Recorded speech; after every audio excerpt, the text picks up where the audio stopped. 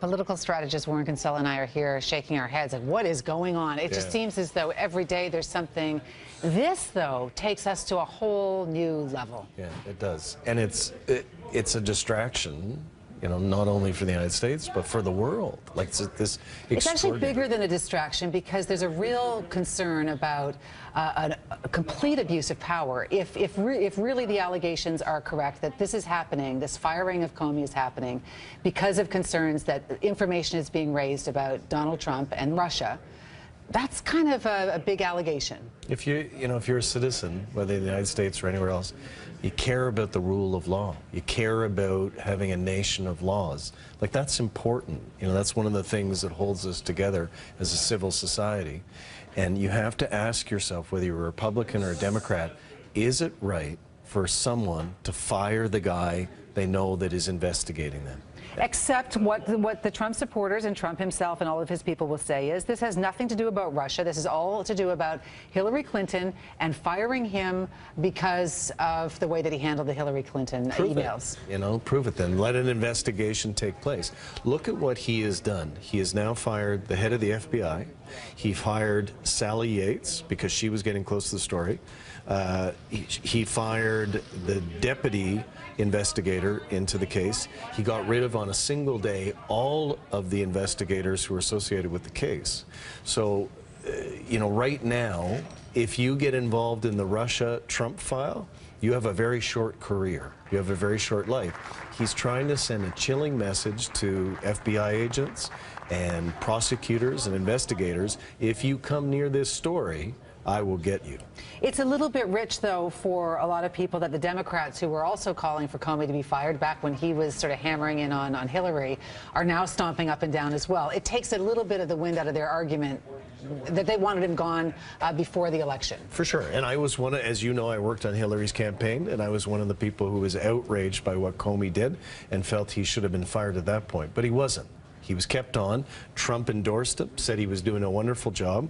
So he's the director of the FBI. He isn't being fired, hasn't been fired for what he said about Hillary Clinton.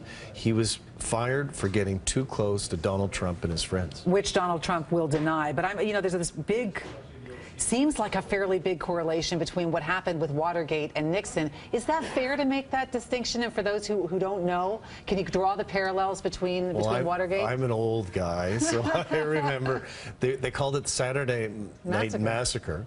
And Richard Nixon, there was a special prosecutor in that case, there isn't in this one, called Archibald Cox. And he was a very respected, dignified guy. And Nixon fired him. And he fired a whole bunch of other people as they were getting too close. That marked the beginning of the end for Richard Nixon, because at that point people said that's obstruction of justice, that's a cover-up. And I think that's why people are drawing the parallel last night. Donald Trump is trying to keep these guys away from his backyard, from getting after Donald Trump, but I don't think it's going to work. Well, so what does this do then for Donald Trump? Because his supporters will dig in and support him sort of regardless, because it's the fake news and the sort of elites who are targeting him unfairly. Sure. Does this have the power to dismantle his power? It does, but not on its own. You know, you got to look at the whole package. That's how people analyze politics, your average person. They're not just looking at this. They don't like this. It's another controversy. But he didn't deliver on getting rid of Obamacare. He didn't crush ISIS like he said he was going to do. He hasn't, in fact, done any of the things that he said he'd do in his first 100 days. That's where his people start to leave him, is he's not delivering in the way that he said he would. And so here it is, yet another drama, yet another. It's like a clown show every day, the most powerful nation on earth. It's a circus, and at some point his voters say, sayonara. Or as one of the late night guys says, it's either like a dictator or a late talk show host, a reality TV show host is what we're sort of dealing with now. That's right, but not so funny. And it'll be interesting to see who he replaces Comey with, because that's going to be kind of a big deal. And there's talk about Rudy Giuliani, who obviously had some kind of foreknowledge of what the Russians were up to. Chris Christie, you know, who's just been under investigation for a scandal in his home state. Like, Trump doesn't understand. He can't just stick in there a patsy. Like we were talking about yesterday, it's like the movies, right? If the bad guys take out one of the cops, the other cops who are on the investigation don't say, oh, okay, well, we'll just drop it.